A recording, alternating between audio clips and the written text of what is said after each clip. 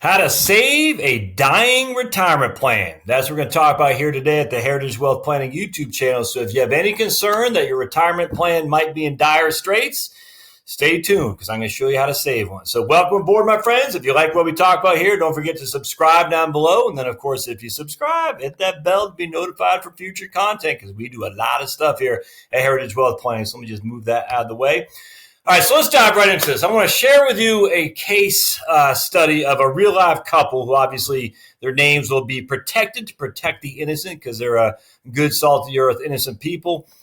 Just led astray a little bit in some, I wouldn't even say bad, some maybe bad financial planning. Nothing nefarious. I think it's lack of ignorance more so on their previous advisors and or accountants that's bothersome. But we've all been there. I was a financial planner with many years before I really knew what financial planning was. So we've all been there for sure. And I don't say anyone did anything to these folks that, again, was uncouth, if you will. But when it comes to your financial plan, ignorance is still, like these folks said, they don't know what they didn't know. And now is kind of coming back to biting them in the butt. So the premise there, they moved from an expensive state down to Florida.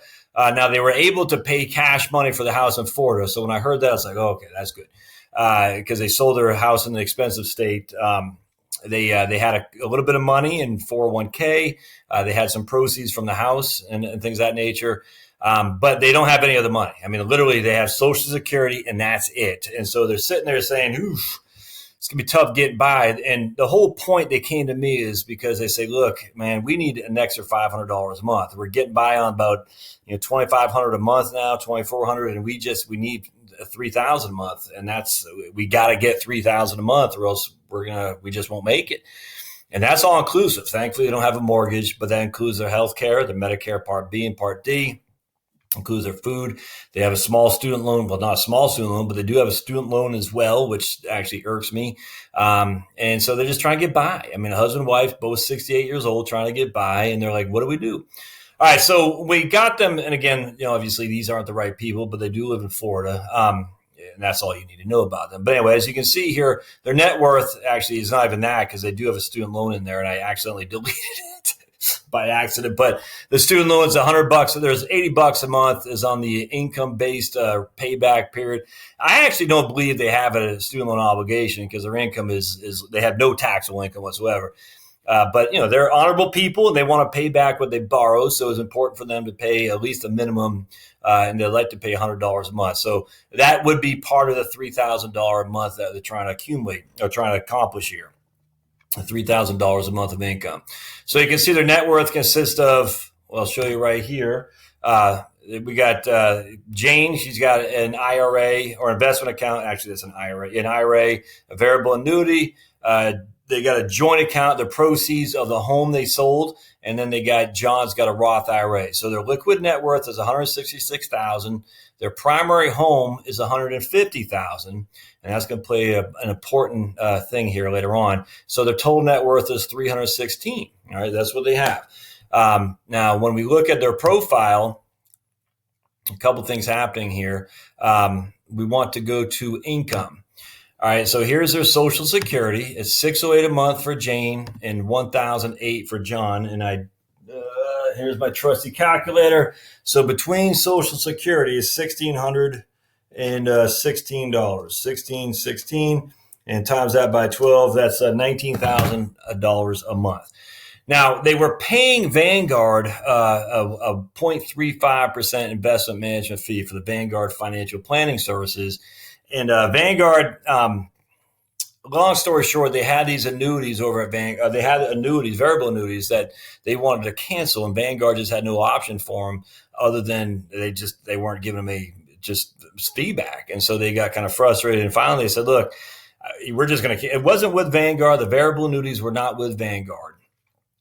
But they did get frustrated simply because Vanguard wasn't getting any help on the variable annuities. Finally, they called in and they told Vanguard, we need something to happen here, else we're just going to pull all of our money out. And Vanguard, finally, this guy happened to pick up the phone, I guess. It's, whoever answers the phone, I don't know how it works over there, but this guy did good. He said, well, you ever thought about annuitizing your annuity, your variable annuity that you have. And they had no idea what annuity was, annuitization, a SPIA, a single premium income annuity. So Vanguard, actually, this guy, and I forgot his name, but the guy served him right. And thankfully, he got on the horn because the other people did not. And that's the problem working with these big box financial planning firms is that they just have limited options to offer you. Unfortunately, they just don't. And I don't fault Vanguard for it. I don't fault the individuals they spoke to at Vanguard. It's just the model. I mean, the reason Vanguard can charge 0.35 and offer you comprehensive financial planning is because everything's rote. It's by repetition. Is by boilerplate cliche plans, and that's not good, especially when it comes to you, because you are not rote, you are not boilerplate, and you are not a cliche. Your plan means something. Anyway, of course, no one's going to touch these people with a 10-foot pole unless they manage $1 million bucks for them. That's another thing that drives you crazy about the financial planning industry. You don't have $1 million bucks, so I can't work with you because I only work with rich people. Screw that, man. All right, so at least Vanguard was there for them, even though they don't have $1 million bucks. And Vanguard finally did serve these guys right by annuitizing. So what else they have is they put a bunch of money into a SPIA, a single premium income annuity, which pays $8,400 a year, and I think that's what $700 a month. Is that right? $8,400 a year divided by 12. Yeah, $700 a month. So you got $700 a month plus their 1616 in Social Security. That gives them $2,300 a month, and they need more than that. All right, so that's not good. So that's all they got. Now they don't have rent. That's good. So let's go to their expenses, and what you'll see here is they got monthly expenses. That's pre-retirement. We don't want that. We want goals. So we got expenses of healthcare costs as Medicare Part B and Part D is going to run about $5,000 a year, and that's pretty much spot on. And they got Medigap as well. So Part B, Part D, Medigap is about $5,000 a year. We don't budget anything for long-term care costs because if they do need a thing, they're going to have to go on Medicaid. So we're not budgeting anything for that. They did want a budget legacy at $200,000. That wasn't going to fly, so I got rid of that. They will need to replace a vehicle at some point, but I zeroed that out for the time being because we got to start with something, all right? And they also had a vacation goal of $2,000 a year.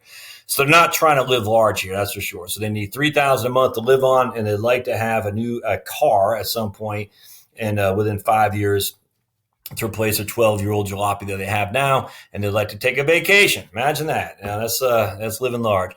But I zeroed these out because what we're trying to accomplish here is we're just trying to say, okay, let's just make it happen for you first to make sure that you don't run out of money. And then if you don't run out of money, we can add to these things as we go. So let's start with that premise. And they agree with that. So that's what we're looking at. We already talked about their expenses. This is pre-retirement, right? Yeah. So we already talked about their expenses. They're not saving any money, and we already talked about their income. All right. So now when we go to retirement, this is what we get here. We don't look good. We get a 21% or 31%. What we got current plan? We got basically a 35% probability of success under. Oh yeah, we want that right there. Bear with me just a second here. I got to change that back. I was messing around with it.